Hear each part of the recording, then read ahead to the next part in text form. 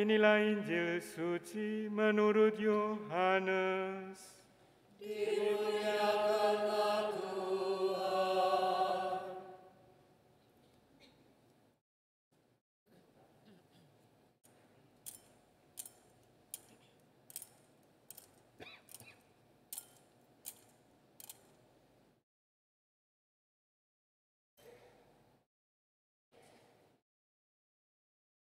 Dalam percakapannya dengan Nikodemus, Yesus berkata, "Begitu besar kasih Allah kepada dunia ini, sehingga Dia telah mengaruniakan putranya yang tunggal, supaya setiap orang yang percaya kepadanya tidak binasa, melainkan memperoleh hidup yang kekal.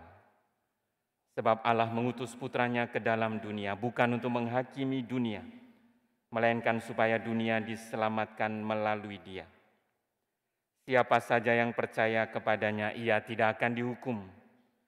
Siapa saja yang tidak percaya, ia telah berada di bawah hukuman, sebab ia tidak percaya dalam nama Putra Tunggal Allah." Demikianlah sabda Tuhan. Terpujilah Kristus.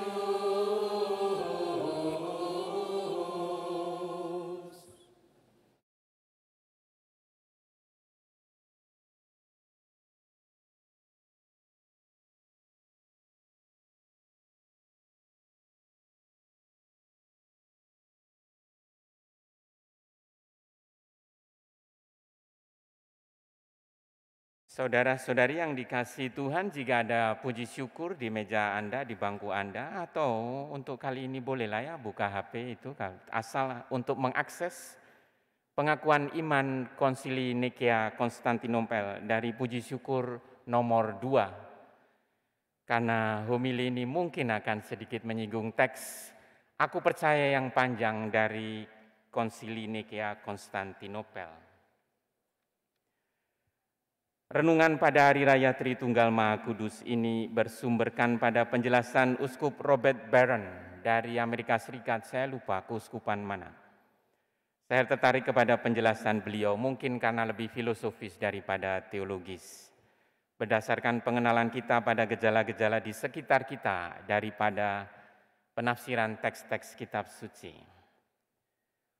Uskup Barron mulai dengan pernyataan yang mencengangkan berikut ini. Realitas alam semesta pada dasarnya bersifat trinitaris. Triniter. Apa maksudnya bersifat trinitaris? Sifat trinitaris adalah sifat untuk selalu berkomunikasi keluar dari dirinya sendiri, mengkomunikasikan diri, yang adalah menyatakan diri, memperkenalkan diri, yang berarti menghasilkan citra. Bahasa Latinnya imago, yang menurunkan kata image dalam bahasa Inggris, citra atau gambaran. Batu yang kita anggap tidak bernyawa bila tertimpa hujan akan meninggalkan bekas, semacam citra keberadaan dirinya. Biji yang jatuh ke tanah bertunas. Tunas itu adalah citra dari biji asalinya.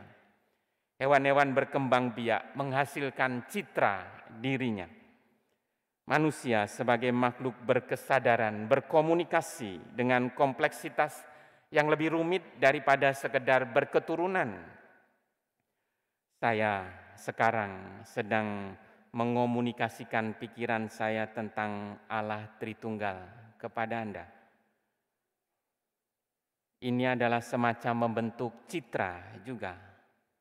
Komunikasi yang sedang saya lakukan sekarang ini membangkitkan citra, gambaran dalam pikiran Anda. Apakah Anda sadar akan hal ini? Alam semesta ini mulai dari yang paling kecil, mikroskopis, dunia atom dan subatom, sampai benda-benda angkasa makroskopis, matahari dan planet-planetnya, galaksi-galaksi, dengan satu dan lain cara berkomunikasi. Sebut saja teori kuantum pada dunia mikro atau graviton pada dunia makro.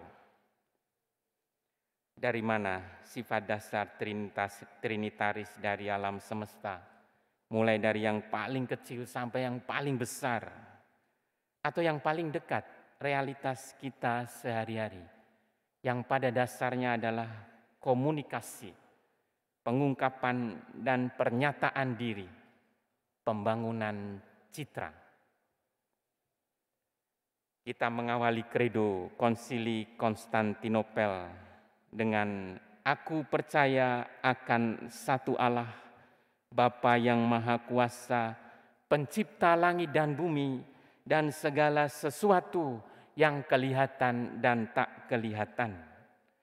Allah Bapa yang Maha Kuasa, yang kita imani, mengomunikasikan dirinya, membangun gambaran dirinya, citranya, yang serupa dengan dirinya, yang sama sempurnanya dalam kebaikan, kebenaran, dan keindahan.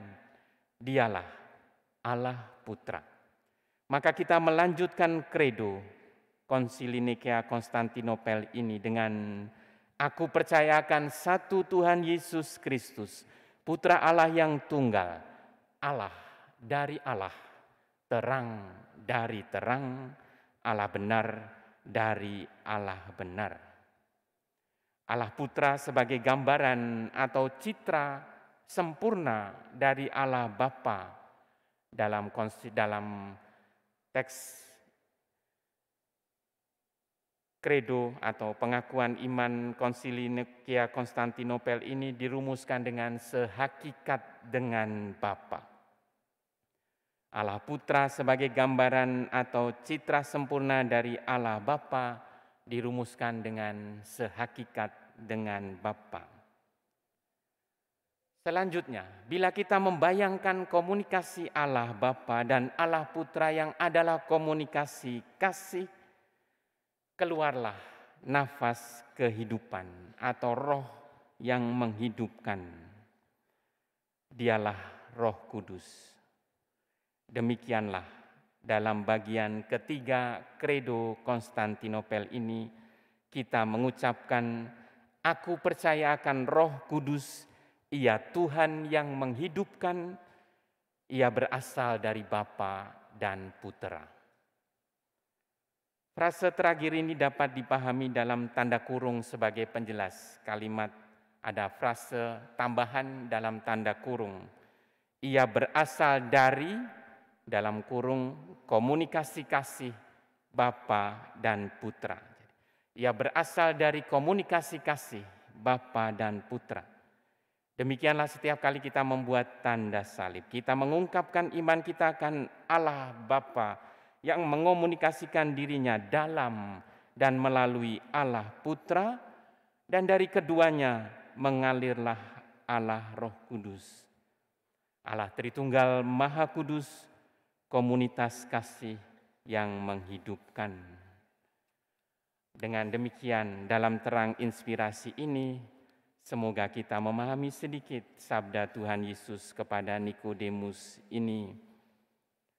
Begitu besar kasih Allah kepada dunia ini, sehingga Dia telah mengaruniakan putranya yang tunggal, supaya setiap orang yang percaya kepadanya tidak binasa, melainkan memperoleh hidup yang kekal. Sebab Allah mengutus putranya ke dalam dunia bukan untuk menghakimi dunia, melainkan supaya dunia diselamatkan melalui Dia. Siapa saja yang percaya kepadanya tidak akan dihukum. Siapa saja yang tidak percaya telah berada di bawah hukuman karena kehilangan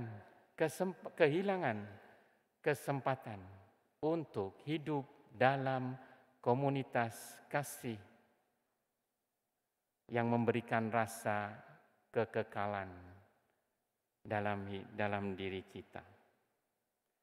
Maka dalam akhir Injil Matius, Tuhan Yesus mengutus para murid-Nya, berarti kita juga, berarti kepada setiap dari kita juga, baptislah dalam nama Bapa dan Putra dan Roh Kudus, sebagai undangan untuk masuk menyelam. Baptiso itu artinya menyelam, masuk ke dalam. Maka baptislah dalam nama Bapa dan Putra dan Roh Kudus, undangan untuk masuk menyelam ke dalam komunikasi kasih, menjadikan kasih daya hidup kita dan menghidupinya dalam hidup sehari-hari, yang dalam bahasa kitab suci artinya dibahasakan mewartakannya. Hiduplah Allah Tritunggal yang Esa dalam hati kita dan dalam hati semua manusia. Amin.